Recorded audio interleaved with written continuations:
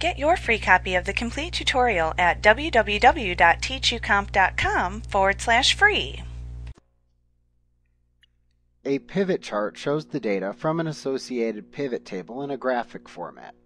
You can easily create a pivot chart from the data that is displayed in your pivot table after you've created the pivot table if you didn't initially create a pivot chart when you created the pivot table. To create a pivot chart to accompany your pivot table, click into the pivot table that you want to view as a pivot chart. Then click the Pivot Chart button that appears in the Tools group on the Options tab of the Pivot Table Tools Contextual tab within the ribbon. When you do this, Excel will open the Insert Chart dialog box.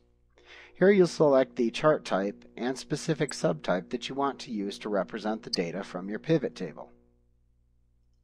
Then click the OK button to insert the selected chart into the worksheet.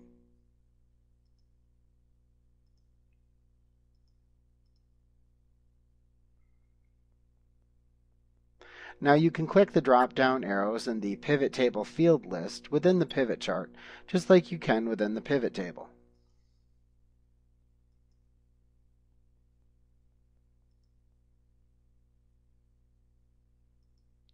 Also note that changes that you make to one object will be reflected in the other, as the pivot table is the data source for the pivot chart.